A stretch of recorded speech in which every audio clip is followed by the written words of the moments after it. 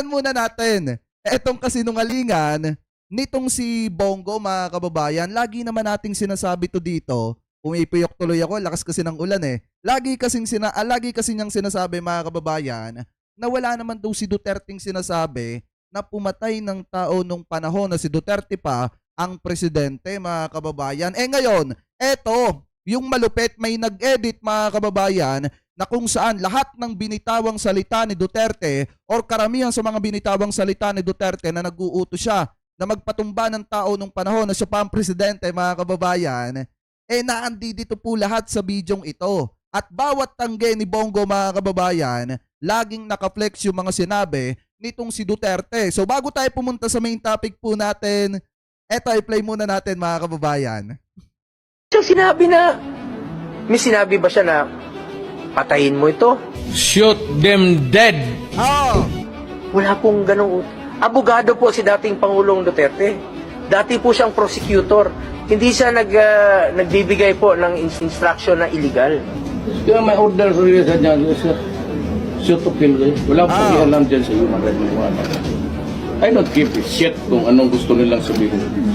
So wala ayan no. Napakaliwanag naman, mga kababayan, na talagang sobrang sinungaling si Bongo, kaya wag nyo nang pagkatiwalaan yan. Kasi unang-una, sa bawat sabi niya na wala daw siyang narinig, wala daw direktiba or inutos itong si Duterte na magtumba ng tao nung panahon na si Duterte pa ang presidente na nakikipaglaban or nagsasagawa ng madugong pakikipaglaban sa ipinagbabawal na bato, wala naman daw inuutos na magpatumba ng tao. Pero napakaliwanag naman dyan sa bidyong yan na talagang nag-uutos talaga siya, mga kababayan. At yung sinasabi ni Bongo, kasinungalingan po yun. Kaya nga walang karapatan si Bongo na manghimasok sa investigasyon dapat ng Senado. Kasi nga, sila po yung subject dyan at ang gagawin lang ng mga yan, tumangge ng tumangge at ilihis po yung usapin. Ano po ngayon, ipagpatuloy pa natin. siyang inutusan na patayin mo ito. Wala po siyang inutusan ganon. Sa pagkarinig ko, wala po. Alam niya po anong legal. I will not hesitate my soldiers to shoot you. 2016, pinangako niya, sabi niya, susugpuin ko ang illegal na droga. Pero wala siyang sinabi na patayin mo ito, patayin mo yan. Wala siyang sinabing ganon. Shoot them dead. Gusto lang natin yung totoo. Gusto kong malaman yung totoo lamang po. The truth. Katotohanan lang. Shoot them dead. Shoot them dead. Limang meron siyang iutos sa akin na illegal, hindi ko po susundin. Hindi rin po ako papayag na utusan ako ng illegal. At hindi rin po ako papayag na may mga reward system. Importante po, si Pangulo ang magsasabi. Sabi niya, karapatan po ng Pilipino malaman kung sino yung mga ito, mga Ninja Cup. Nabanggit rin po niya, nandiyan po rin po yung reward na kanyang sinabi noon. 1 million po sa mga Ninja Cups patay. Pag buhay, kalahating milyon lang po. Ayan o, mismong si Bongo, mga kababayan, na nagsasalita dyan about dun sa reward system. Tapos sinasabi nitong si Bongo, wala daw pong reward system. Pero siya mismo nagsasalita dyan, mga kababayan, no? Talagang ipinapaliwanag niya dyan yung utos sa kanila ni Duterte na 1 milyon po yung reward kapag tumba na. Mga kababayan, ibig sabihin na eliminate na yung tao na related sa ipinagbabawal na bato. At kapag hindi naman nabuhay yung tao, kalahating milyon lang yung matatanggap, mga kababayan. Mismong si Bongo po nagsabi niya na, yan po, mga kababayan, ay video po niya nung mga panahon na sila pa ang nasa kapangyarihan at ini-interview po siya. Ano po, kaya kahit anong pagtanggi ni Bongo, mga kababayan, hindi niya pwedeng itanggi to. Kasi mismong siya ang nagsasalita dyan. Ano po ngayon, ipagpatuloy pa natin. Pag lumaban, 2 million. O yan! Siyang sinabi na, Diba? 1 million kapag tegi, mga kababayan, yung tao. Pagkabuhay, nakaligtas, kalahating milyon lang. Pero kapag ka nanlaban, binawian ng buhay, meron kang 2 milyon. Mismong nanggaling po yan kay Bongo, mga kababayan, ha? Kaya pala ganadong-ganado yung mga Ninja Cups po natin na gumawa ng hindi maganda, mga kababayan, nung panahon ng Duterte administration kasi sobrang laki ng reward, mga kababayan. Kaya pala kung titingnan nyo, kapag ka automatic, tinamaan mo lang sa paa and then nakaligtas na buhay, automatic kalahating milyon yung makukuha mga kababayan. Pero kapag ka binawian ng buhay, meron kang 1 milyon. Pero kapag ka lumaban ng putukan sa ating mga law enforcement tapos aksidente na nakitil yung buhay mga kababayan, automatic may matatanggap na 2 milyon. Yan po ay ayon kay Bongo mga kababayan. Siguro ang nag-utos niyan kay Bongo, si dating Pangulong Duterte. Mismong sinabi naman din po niya dyan. Ano po, kaya kung titingnan po natin yung mga pagtanggi ni Bongo ngayon, yung mga kasinungalingan ni Bongo, hindi na po dapat pinaniniwalaan niya ng sambayan ng Pilipino, ng mga tao. Kasi unang-una, nagpapabango lang si Bongo ngayon kasi nga, kailangan niyang manalo sa darating na 2025 midterm election, mga kababayan. Ano po, kaya kinakailangan niya magsinungaling, mga kababayan, at maglabas ng matatamis na salita para nga naman maisalba yung kanyang sarili, makasurvive sa darating na eleksyon mga kababayan. Ano po, kaya kung makikita nyo, mismong sa kanyang bibig nang galing na totoong may reward system. So ngayon mga kababayan, punta naman po tayo dito po sa isang topic na nakita po natin na kung saan eto yung isang patunay na talagang etong si dating Pangulong Rodrigo Duterte pinapadalo sa pagdinig ng Quad Committee ukol po sa war on drugs mga kababayan. Kasi nga, meron na pong imbitasyon dito po kay Digong, panibagong imbitasyon mga kababayan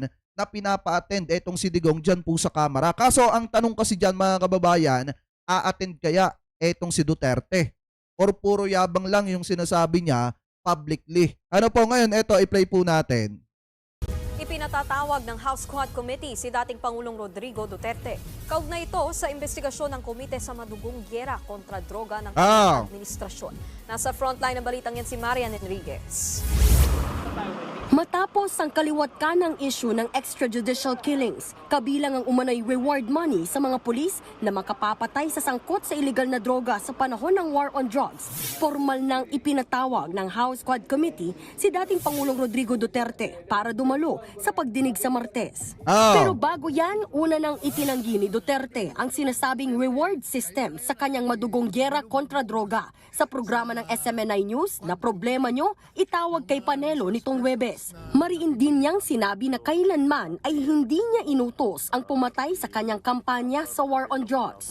Hindi ko sinasabi na sinadya ko. Ito yung kasinungalingan ni Duterte mga kababayan. Natalakay na naman natin kahapon yan. Pagpatuloy pa natin. Pinatay. Kung sabi ko nga sa mga sundalo, give them the chance to fight so that if they fight, then we will be justified in killing them. Welta pa ng dating Pangulo, handa siyang humarap sa Kamara at marami rin siyang sasabihin. Matatandang ibinunyag ni dating PCSO General Manager at retired police officer na si Royina Garma na aabot sa 1 milyong piso ang pabuya nila sa mga pulis noon at hinango umano yan sa reward system ng Davao Model Drug War. Bukod kay dating Pangulong Duterte, idinawit din ni Garma sina Senador Bato de la Rosa at Senator Bongo na nasa likod ng umano'y reward system, pero itinanggi rin nila pareho ang akusasyon. Target ilabas ng House Quad Committee ang kanilang initial report sa susunod na linggo. Pero bago yan, nakatakda namang simula ng Senate Blue Ribbon Committee ang parallel investigation ng war on drugs. Kasunod yan ang resolusyong inihainigo na magsagawa ng sariling investigasyon ang Senado. Ang nag-ano pala ng resolusyon nito mga kababayan, ang naghain pala nito, eto palang si Bongo. So yan yung sabi na yan yung tinutukoy natin kanina na kung tutusin hindi naman kinakailangan na ng Senado mag-imbestiga. Kaso nga lang makulit etong sina Bato at etong sina Bongo, mga kababayan, dahil gusto nga nila na magkaroon sila ng sarili po nilang investigasyon. Kaso nga lang ang problema, hindi naman siya yung mangunguna niyan. Ano po, hindi sila yung magsisimula ng investigasyon na yan kung hindi si Coco Pimentel. Mga kababayan, ano po, ipagpatuloy pa natin. Ayon kay Senate President Cheese Escudero, si Senate Minority Leader Coco Pimentel ang mangunguna sa mga pagdinig bilang subcommittee leader. Pero giit niya, simulan na agad ang pagdinig dahil magiging abala na ang Senado sa National Budget Deliberation at iba pang issue sa pagbubukas ng sesyon sa November 4. Ayan. Nagbabalita mula sa Frontline, Marian Enriquez, News 5. Ayan mga kababayan ha, formal nang iniimbitahan ulit etong si Duterte mga kababayan. At yung sulat po niyan, eto yan kay ano pa natin nakuha yung copy nito. Ayan, sa post pa ni Congressman Ronsalo, mga kababayan. Ang sabi kasi dito, kung makikita nyo, ito yung imbitasyon kay Digong, ayan o. Rodrigo Roa Duterte, October 18, 2024, mga kababayan, ipinadala.